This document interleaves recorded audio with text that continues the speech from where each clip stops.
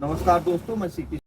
आज अपने गांव अहमदपुर के चौराहे और चट्टी पे बैठा हुआ हूं और 13 जनवरी 2026 से लगातार सवर्ण वर्ग के लोगों द्वारा, सवर्ण वर्ग के बच्चों द्वारा यह एक सवाल उठाया जा रहा है कि यूजीसी में जो बिल आई हुई है, जिसे काला कानून सवर्ण वर्ग के लोगों ने घोषित कर दिया है, समाज के अन्य वर्गों के ऊपर इसका बहुत ही गहरा असर पड़ा हुआ है।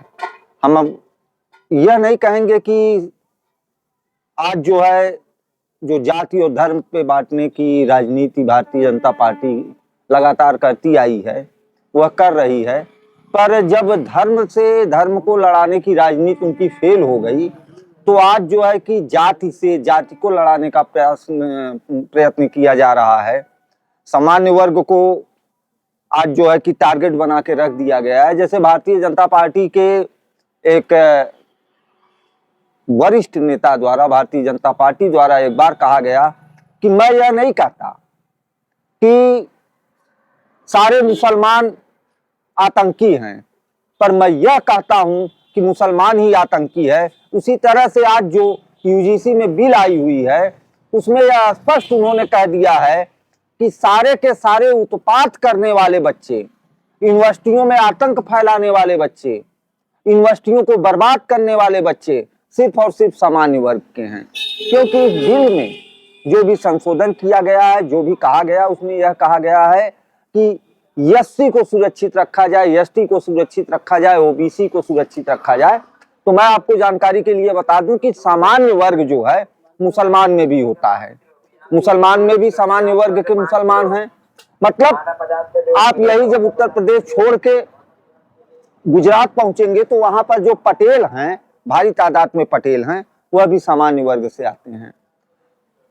जब आपने यह कह दिया कि सामान्य वर्ग के ऊपर यह पाबंदी लगेगी, तो इसका मतलब भारत सरकार के नजर में, यूजीसी की नजर में और कोर्ट की नजर में यह स्पष्ट हो चुका है कि सिर्फ और सिर्फ सामान्य वर्ग के बच्चे ही यूनिवर्सिटियों में, विद्यालयों में आतंक फैला रहे हैं, वही सिर्फ लोगों को प्रताड़ित करते हैं। उन्हीं के कारण सारी गंदगी विद्यालयों में फैली हुई है। तो मैं अपने बात को आगे बढ़ाना चाहूंगा। इस समय मेरे साथ माइनॉरिटी के हमारे मित्र जुड़े हुए हैं। भाई साहब, अपना नाम बताइएगा। रईस अहमद। आपका नाम है रईस अहमद, आपका? मोहम्मद महफूज। मोहम्मद महफूज।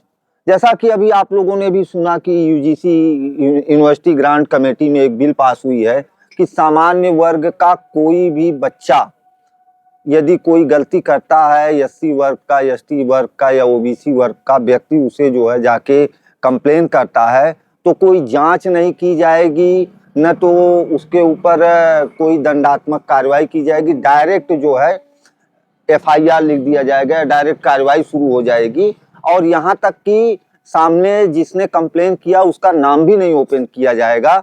क्या लगता है कि विद्यालय में इतने कठोर कानून बनाने की जरूरत है जहां पे समानता की बात हो रही है, सबको एक समान रखा जाए? समानता कहाँ रह जाएगी जब ये तो भेदभाव हो गया कि सामान्य वर्ग के लड़के के साथ दूसरा कानून, बैकवर्ड के लड़के के साथ दूसरा कानून और एससी एसटी के बच्चों के साथ दूसरा कानून। तो क्या यह जो है भारतीय जनता पार्टी की सरकार अब जातियों को लड़ाने का कार्य कर रही है? आपको क्या लगता है?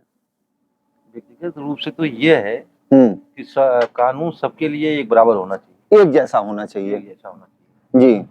तो कानून द्वारा, जैसे अब किसी की सत्ता में आने के कारण कुछ लोग ऐसे कूदते हैं जो मुसलमान वर्ग के हैं, जो जहाँ ज्यादा हैं वो वहाँ बवाल करते हैं, जो कम है वो दबे रहते हैं। जैसे अब ये कुछ लोग, कुछ हिंदू बिरादरी या जैसे सामान्य बिरादरी वगैरह के लोग, जी, कुछ लोग अत्याचार करते हैं और कुछ लोग सहन करते हैं, और न सहने के कारण वो एफआईआर दर्ज करते हैं। तो कानून सबके साथ में न्याय होना चाहिए, कानूनी न्याय होना चाहिए, बराबर होना चाहिए। अच्छा, आपको क्या लगता है कि विद्यालय में या यूनिवर्सिटी में सिर्फ सामान्य वर्ग के बच्चे ही उत्पात करते हैं और वर्ग के बच्चे उत्पात नहीं करते हैं? सब लोग करते हैं। सब लोग करते हैं। तो जब यह कानून बन रहा है कि सिर्फ सामान्य वर्ग के बच्चों के ऊपर ही केस चलाई जाएगी और कोई जांच भी नहीं की जाएगी, आप इससे संतुष्ट हैं? सबके ऊपर लागू होना चाहिए, सबके ऊपर, किसी एक जाति धर्म के विशेष के ऊपर नहीं? ऐसी बात नहीं, ऐसी नहीं होनी चाहिए। तो आप अभी हम जो है यहाँ पे हैं, हमारे साथ जो है कि हमारे ही जानने वाले हमारे मित्र हैं, हमारे अनुज हैं और बहुत ही प्रिय हैं, पढ़े लिखे हैं, वह यहाँ पे उपस्थित हैं, उनसे भी हम पूछना चाहेंगे। तो आशीष जी, जैसे अभी जो का कानून आया हुआ है, आप जैसे कि गवर्नमेंट ने कहा सामान्य वर्ग के लोगों के ऊपर ही यह कानून लागू होगा, जबकि विद्यालय पढ़ाने के लिए होता है, न कि कानून बनाने बिगाड़ने के लिए। विद्यालयों में क्या यह निश्चित है कि सिर्फ सामान्य वर्ग के बच्चे ही उत्पात कर? बड़े बड़े सब करते हैं, वो किसी जात किसी धर्म से, जात धर्म के नहीं, वो कोई भी कानून एक होना चाहिए। एक यूनिवर्सिटी ग्रांट कमेटी द्वारा जो कानून बनाया जा रहा है, गवर्नमेंट द्वारा जो कानून लाया जा रहा है स्पेशली सामान्य वर्ग के बच्चों के लिए, इससे आप संतुष्ट हैं?